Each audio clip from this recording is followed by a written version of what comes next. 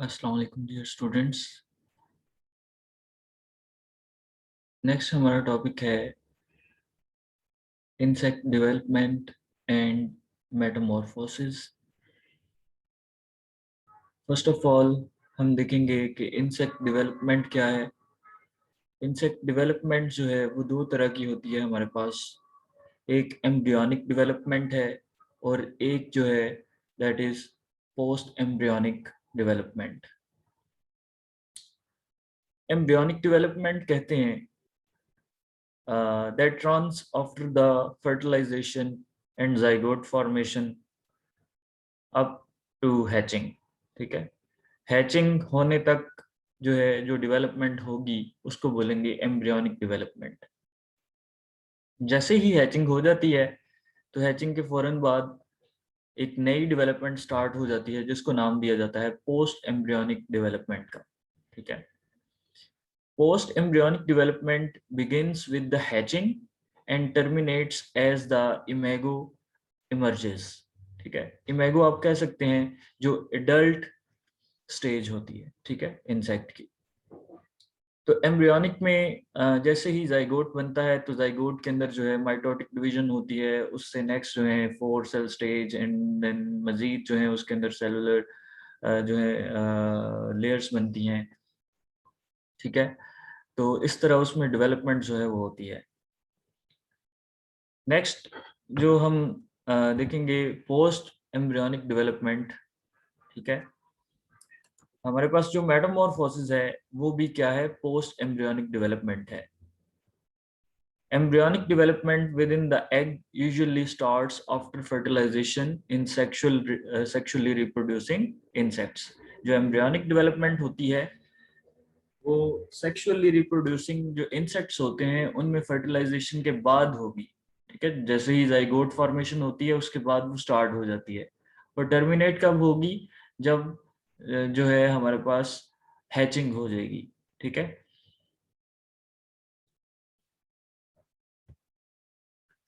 Development stages हैं हमारे पास पोलिस्टिस wasp की। ठीक है, एग फर्स्ट जो स्टेज है उसमें एग दिखाया गया है, उसमें जो है एम्ब्रियोनिक डेवलपमेंट हो रही है। जैसे ही हैचिंग होगी तो इसके फौरन बाद हमारे पास कौन सी स्टेज स्टार्ट हो जाएगी, पोस्ट एम्ब्रियोनिक स्टेज। ठीक है, पोस्ट एम्ब्रियोनिक डेवलपमेंट, उसमें लार्वा बनेगा, लार्वा साइज में ग्रो करेगा। ठीक है, 2 मिलीमीटर हो जाएगा। उसके बाद प्यूपल स्टेज आ जाएगी। आप देख सकते हैं इसमें जो है एक क्लियर जो है डिफरेंस आप लोगों को नजर आ रहा है। प्यूपा जो है फिर नेक्स्ट मेटामॉर्फोसिस जब उसके अंदर होगी, प्यूपा से जो है लास्ट लार्वल जो स्टेज होती है उसको प्यूपा कहते हैं। तो प्यूपा जब एडल्ट फॉर्म जिसको इमेगो कहा जा रहा है उसमें कन्वर्ट होगा तो इस प्रोसेस को हम बोलेंगे मेटामॉर्फोसिस। ठीक है, प्यूपा टू जो है हमारे पास जब एडल्ट जो है डेवलप होगा तो उस दौरान जो है इस दौरानी को हम बोलेंगे मेटामॉर्फोसिस, इस प्रोसेस को हम बोलेंगे मेटामॉर्फोसिस। ये पोस्ट एम्ब्रियोनिक डेवलपमेंट है। Post embryonic development is discontinuous process. ठीक है, ये डिसकंटिन्यूअस प्रोसेस होता है। It is divided into a series of stages. ठीक है, एक सीरीज ऑफ स्टेजेस हैं 1 2 3 4 5। ठीक है, ये सीरीज में जो है इसकी स्टेजेस दिखाई गई हैं और हर स्टेज जो है वो एक दूसरे से सेपरेट हो रही है ड्यू टू मोल्ट। ठीक है, each separated from the next by a moult. ठीक है, अब यहाँ पे जो है 3 टर्म्स यूज हुई है, इंस्टार, ठीक है, फेरेट एंड जो है हमारे पास स्टेडियम। इन स्टार क्या होता है कि दो जो मोल्ड्स हैं, ठीक है, उस दौरान उसके मिड में उसके दरमियान जो है जो स्टेज होगी लार्वा की उसको नाम दिया जाता है इन स्टार का। ठीक है, इन स्टार को आप सिंपली स्टेज भी कह सकते हैं, लार्वल स्टेज। उसके बाद फेरेट है। फेरेट वो लार्वे की जो है इंटरवल है ग्रो, जिसमें जो है वो ग्रो कर रहा होता है, और उस दौरान जो है उसमें एपोलाइसिस जो है मतलब एपोलाइसिस और एक्डाइसिस के दरमियान जो स्टेज होगी उसकी, उसको हम बोलेंगे फेरेट। एपोलाइसिस और एक्डाइसिस क्या है? एपोलाइसिस हम बोलते हैं जैसे ही ओल्ड एक्सोस्केलेटन को लूज किया जाता है, उसका जो लिंक है विद एपिडर्मिस उसको खत्म किया जाता है, उसको हम बोलते हैं एपोलाइसिस। उसके बाद एक्डाइसिस है, जब नई क्यूटिकल बन जाती है तो ओल्ड क्यूटिकल को शेड ऑफ करने के प्रोसेस को हम क्या बोलते हैं? एक्डाइसिस। तो एपोलाइसिस और एक्डाइसिस का जो दरमियान वाला जो इंटरवल होगा उसको हम बोलेंगे एक्डाइसिस, उसको हम बोलेंगे फेरेट, ठीक है, जिसमें न्यू एपिक्यूटिकल जो है वो बन रही होती है, न्यू एक्सोस्केलेटन जो है उसकी फॉर्मेशन हो रही होती है, वो हो गया हमारे पास फेरेट। नेक्स्ट है स्टेडियम। स्टेडियम कहते हैं दो जो मोल्ड्स हैं उसके दरमियान जो टाइम पीरियड होगा उसको हम बोलेंगे स्टेडियम, ठीक है। जैसा कि आप यहाँ पे देख रहे हैं, सबसे पहले यहाँ पे एग दिखाया गया है, एग के बाद जो है हैचिंग हुई है, हैचिंग के बाद पोस्ट एम्ब्रियोनिक डेवलपमेंट जो है वो स्टार्ट होगी। इस दौरान ये लार्वा जो है वो साइज में ग्रो कर रहा है, ठीक है। ये लास्ट जो लार्वल स्टेज है, उसके फौरन बाद जो है हमारे पास एडल्ट फॉर्म जो है वो सामने आ जाती है, ठीक है।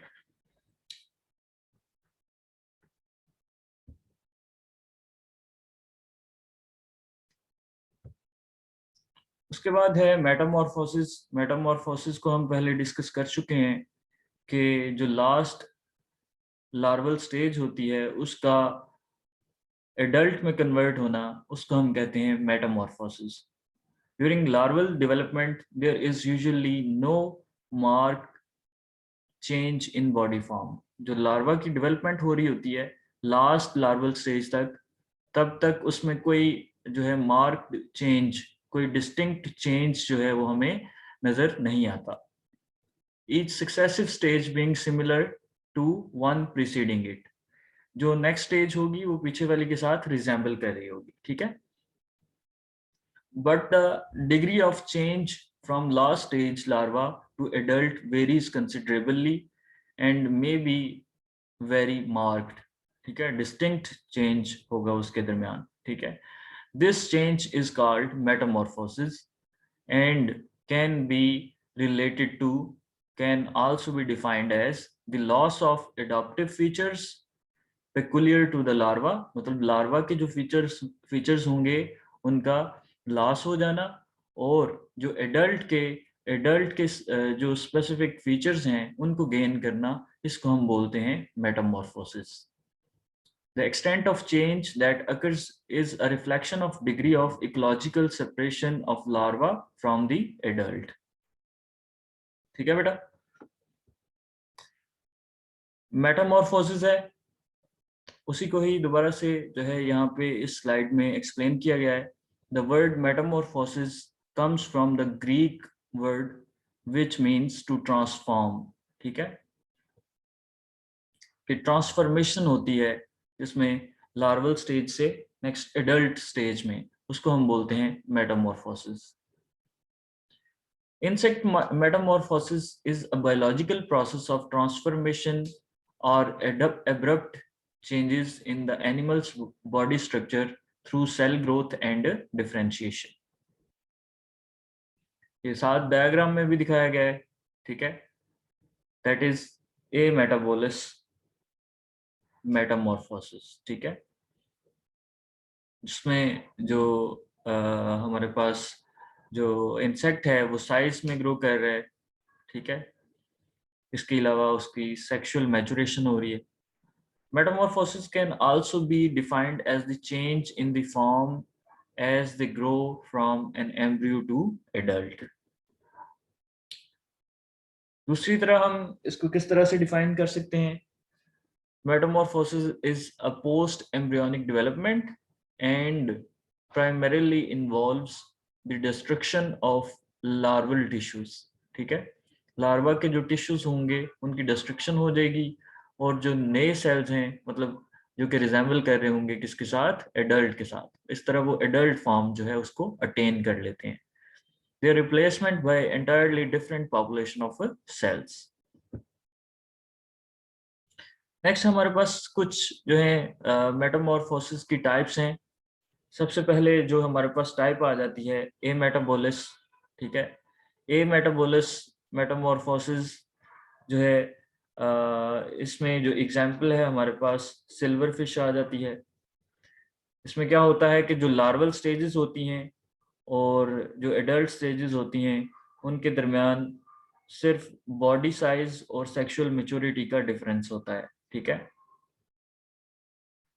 The most primitive insects such as springtail, silverfish and firebrats undergo little or no true metamorphosis.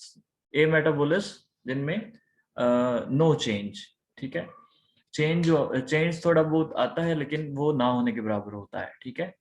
कि इसमें लार्वा और जो एडल्ट होते हैं वो ऑलमोस्ट जो हैं वो सिमिलर इन स्ट्रक्चर होते हैं, ठीक है। undergo little or no true metamorphosis over the course of their life cycles.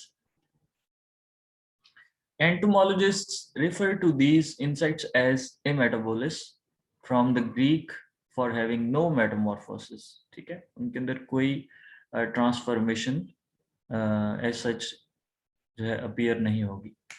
When they emerge from the egg, जब वो एग से इमर्ज करते हैं, ठीक है, immature ametabolous insects look like tiny versions of their adult counterparts, ठीक है। जैसे हैचिंग होती है ना, ठीक है, उसके फौरन बाद जो हमारे पास लार्वल स्टेजेस होती हैं वो क्या करती हैं, वो एडल्ट से रिजेंबल कर रही होती हैं, उसकी तरह हमें दिखाई देती हैं।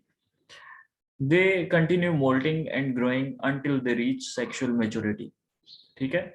इसके अलावा जो मोल्ड्स हैं, नंबर ऑफ मोल्ड्स जो हैं वो वेरी करते हैं फ्रॉम स्पीशी टू स्पीशी, ठीक है।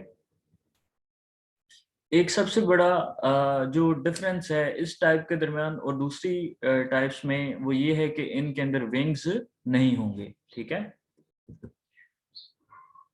ये आपको डिफरेंस दिखाया गया है विंग्स का, ठीक है। यहाँ पे ए मेटाबोलस जो सिल्वर फिश है उसके अंदर विंग्स जो हैं वो नहीं है, ना ही लार्वल स्टेजेस के अंदर है और ना ही एडल्ट स्टेजेस के अंदर हैं। लेकिन हेमी मेटाबोलस और होलो मेटाबोलस के अंदर आपको विंग्स जो हैं वो देखने को मिलेंगे। हेमी मेटाबोलस में दो तरह की आ जाती है मेटामॉर्फोसिस, ठीक है। इसकी कैटेगरीज हैं, एक इनकम्प्लीट होती है और एक ग्रेजुअल होती है। ग्रेजुअल को हम पारो मेटाबोलस मेटामॉर्फोसिस भी कह सकते हैं, ठीक है। सबसे पहले हम डिस्कस कर लेते हैं इनकम्प्लीट मेटामॉर्फोसिस को।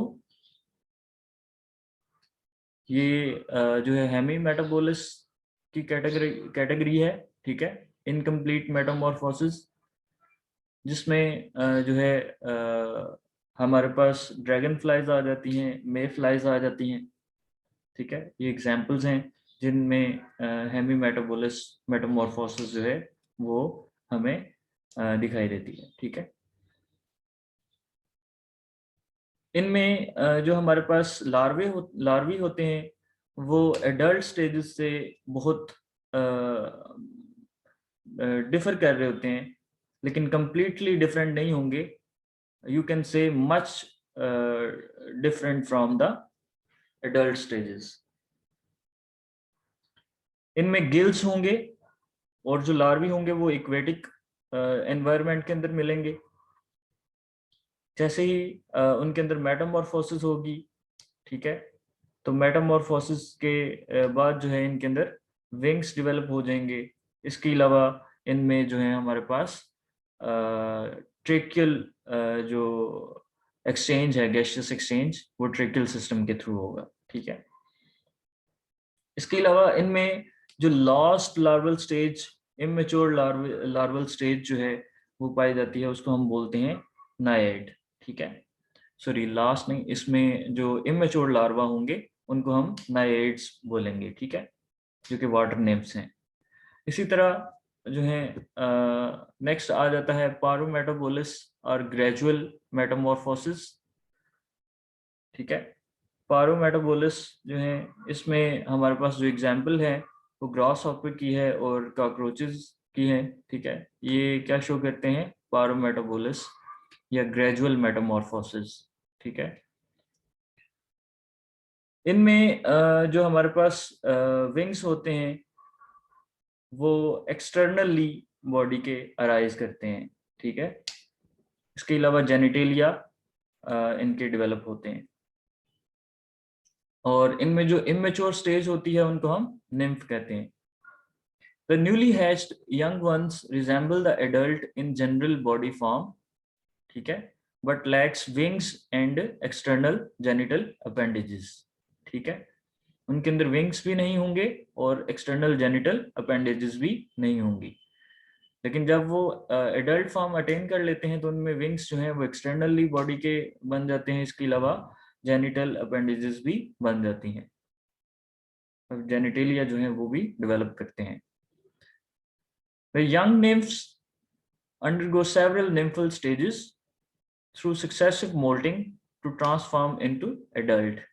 इस तरह वो एडल्ट में जो है वो कन्वर्ट हो जाते हैं। ये आपको साइड पे जो है डायग्राम दिखाई गई है, यहाँ पे एग्स हैं, हैचिंग हुई है, फर्स्ट जो लार्वल स्टेज है, ठीक है, जिसको निम्फ कहते हैं आप इसमें।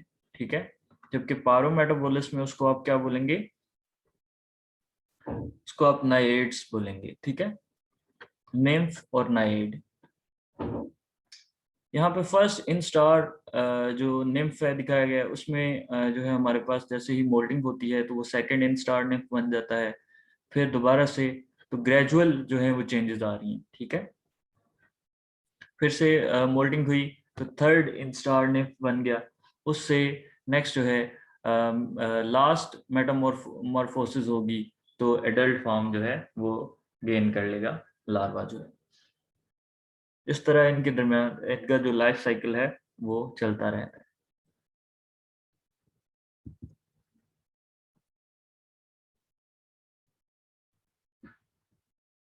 ये नेक्स्ट हमें जो है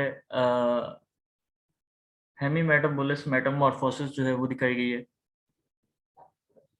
फर्स्ट इन स्टार है, उससे नेक्स्ट सेकंड इन स्टार बना, थर्ड इन स्टार, इनके दरमियान जो है वो मोल्टिंग जो है वो हो रही है। ठीक है, एक स्टेज और दूसरी स्टेज जो है मतलब दो कंजेक्टिव जो स्टेजेस हैं उनके दरमियान क्या हो रही है, मोल्टिंग। इस तरह ये जो है ग्रेजुअल चेंज इनके अंदर आता है। ठीक है, जिसको आप पारोमेटामॉर्फोसिस कह रहे हैं। ठीक है,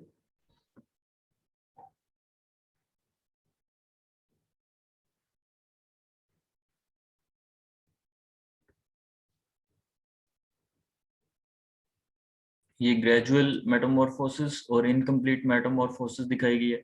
इनकम्प्लीट में जो लार्वी होते हैं वो एक्वेटिक होते हैं, इसके अलावा उनमें गिल्स होते हैं, और इन्हीं दो जो कैरेक्टरिस्टिक्स हैं इनकी बेस पे वो अपने एडल्ट से जो है डिफरेंट कहलाते हैं। ठीक है, इसी तरह ग्रेजुअल मेटामॉर्फोसिस में जो है एज सच कोई डिफरेंस नहीं होता, लेकिन उनमें जो है विंग्स जो हैं वो आहिस्ता आहिस्ता ग्रेजुअली जो हैं वो बनते हैं। विंग्स और जेनिटेलिया जो हैं ये स्लाइड सा डिफरेंस होता है, जो कि ये बाद में जो है ग्रेजुअली उनको अटेन कर लेते हैं। ये आप देख रहे हैं कि किस तरह जो है इनकम्प्लीट मेटामॉर्फोसिस में जो लार्वा है और एडल्ट हैं वो किस तरह से डिफर करते हैं, और ग्रेजुअल मेटामॉर्फोसिस जो है उसमें किस तरह से वो एक दूसरे से डिफरेंट होते हैं। उसके बाद एंड पे हमारे पास आ जाती है कंप्लीट और होलो मेटाबोलिस मेटामॉर्फोसिस। ठीक है, इसमें इस मेटामॉर्फोसिस में इसकी टाइप में हमें जो लार्वा होता है वो कंप्लीटली डिफरेंट होता है फ्रॉम द एडल्ट। ठीक है, इस stage of the life cycle involves egg, egg से लार्वा, लार्वा से प्यूपा बनेगा, प्यूपा के ऊपर जो है कवरिंग्स बनेंगी। ठीक है, जिनको कोकून कहते हैं। ठीक है, क्राइसैलिस या प्यूपेरियम। ठीक है, ये उनके एक्सोस्केलेटन्स हैं जो कि उनकी बॉडी को कवर करते हैं। हेल्प करते हैं लार्वा को एडल्ट फॉर्म में कन्वर्ट होने के लिए, ठीक है। तो जैसे ही जो है लार्वा जो है, जो प्यूपा होगा वो एडल्ट में कन्वर्ट होगा, तो वो कोकून को जो है उसके अंदर से बाहर आ जाएगा, ठीक है, अपने जो मैंडिबल्स हैं उनको यूज करते हुए। Is marked by distinctly different appearance, ठीक है। जो लार्वा होता है वो डिस्टिंक्टली डिफरेंट होता है in appearance. The larvae of holometabolous insects bear no resemblance to their adult counterparts. अब यहाँ पे जो है resemblance हमें नजर नहीं आती, ठीक है। इमेच्योर जो स्टेज होती है उसको हम लार्वा कहते हैं, ठीक है। उसके बाद प्यूपा है, प्यूपा बन जाता है, ठीक है, दूसरी स्टेज जो कि जिसको आप कह सकते हैं कि लास्ट लार्वल स्टेज है, जिसके बाद मेटामॉर्फोसिस के थ्रू जो है या आप कह सकते हैं कि मोल्टिंग, ये यहाँ पे लास्ट मोल्टिंग होगी और एडल्ट फॉर्म जो है वो अटेन हो जाएगी, ठीक है। तो इसकी एग्जांपल्स में हमारे पास आ जाती हैं बटरफ्लाइज, बीटल्स एंड फ्लीज, ठीक है। इसके अलावा मॉस्किटोज, ठीक है। ये हमें डिफरेंट स्टेजेस जो हैं वो दिखाई गई हैं होलोमेटाबोलस मेटामॉर्फोसिस की एक मॉस्किटो के अंदर, ठीक है। तो ये था हमारा आज का टॉपिक। इसमें अगर कोई मज़ीद क्वेरीज हुई तो उनको हम क्लास में कल डिस्कस करेंगे। तब तक के लिए अल्लाह हाफिज़।